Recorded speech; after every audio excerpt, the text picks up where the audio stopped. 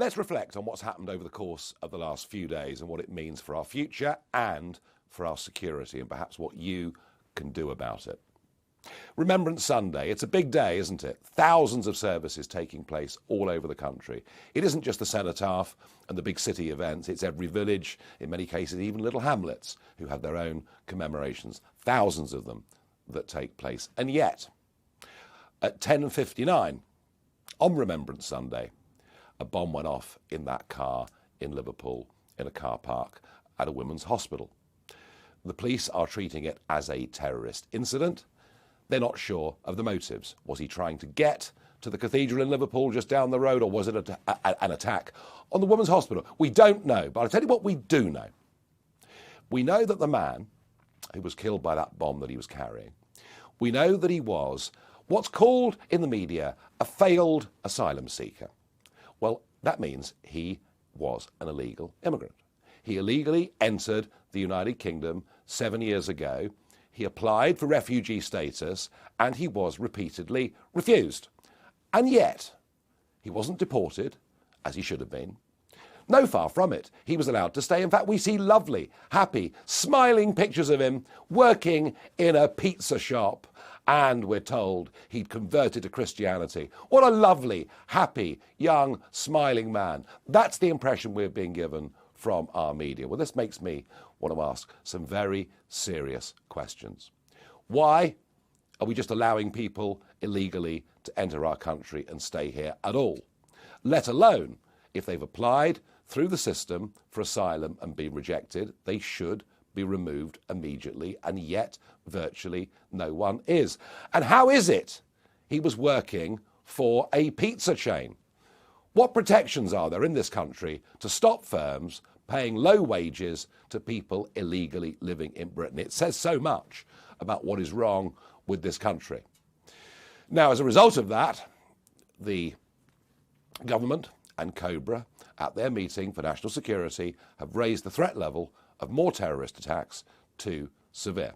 It is a stark reminder of the need for us all to remain utterly vigilant, and the Independent Joint Terrorism Analysis Centre, JTAC, are today raising the UK's threat level from substantial to severe, meaning an attack is highly likely.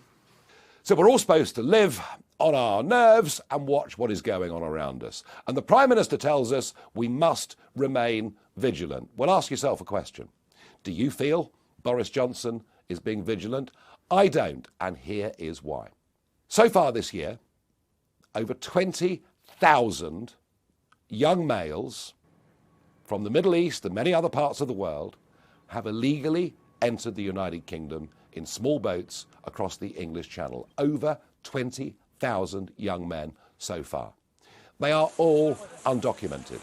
They throw away their passports, they throw away their mobile phones. We have not got a clue who any of them are. It is quite possible that some of them are genuinely fleeing oppression, torture, whatever it may be.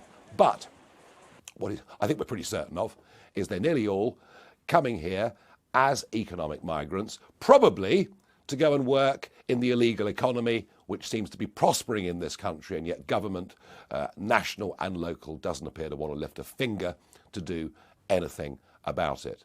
It is very likely that some of them have fought in wars, be they wars in Africa, be they wars, of course, that have been taking place in countries like Syria. When ISIS said in 2015 that they would use the migration across the Mediterranean to put ISIS agents into Europe, I believed them. Be fairly stupid, actually, wouldn't it, not to believe them? And I think this poses a direct security threat to this country. How can you be being vigilant, Mr. Johnson, if 20,000 undocumented males have come into the country and the pace of those that is coming is increasing? Just think about last week. Relatively calm conditions, but albeit we're in November. We had 504 come across the channel on Tuesday, 695 come across the channel last Wednesday, and 1,185 come across the channel last Thursday.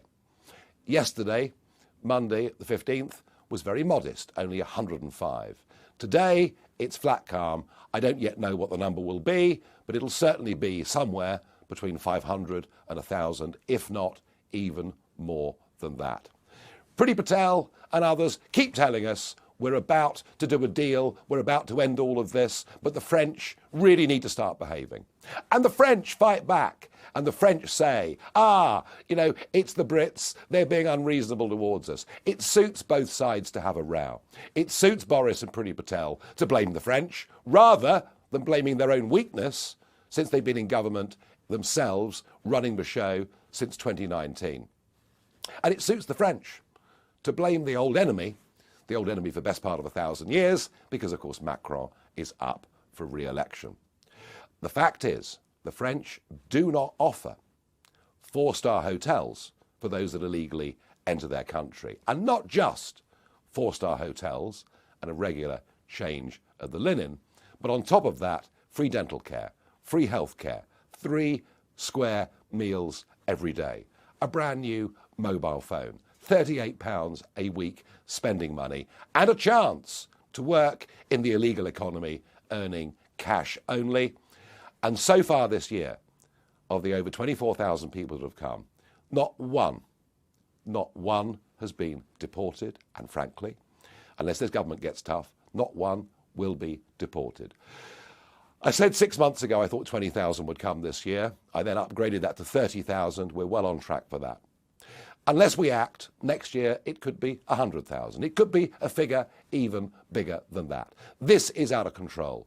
But it isn't the fact that it's costing a fortune. It isn't the fact that we're being humiliated that I'm focusing on today. What I'm focusing on is the fact that it's a direct threat to our national security. And yet, despite the vast numbers coming, despite the fact that 8 people have drowned in the last fortnight trying to cross the channel, the British media, newspapers and broadcasters have done their damnedest not to report this in any way at all. I have, last week on GB News, been berating, holding up copies of the newspaper, saying, why, when 700 people came yesterday, is it not even being mentioned in any of the newspapers or by the broadcasters?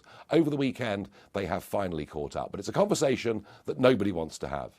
And in Westminster, they're deluding themselves, completely deluding themselves, both Labour and the Conservatives, that we're more worried about what happened at COP26 than we are about the security of this country and the shape of our communities.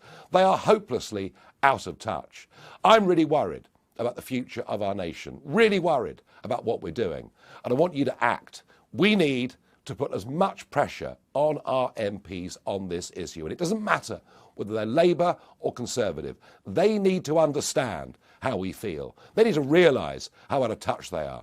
They can talk about climate change in their lunches in the House of Commons dining room. What we want is our borders secured. It's what we voted for in Brexit. And if they're not secured, we know this country is not as safe as it ought to be. So please, badger your MP. Tell them we want something done, or you will not vote for them again at the next general election. Thank you for watching this video. Please click the subscribe icon and the notification bell so you never miss another video. And please sign up to my email mailing list. The link is in the description. Until next time, when I give you another film, another story that nobody else in mainstream media will dare to cover.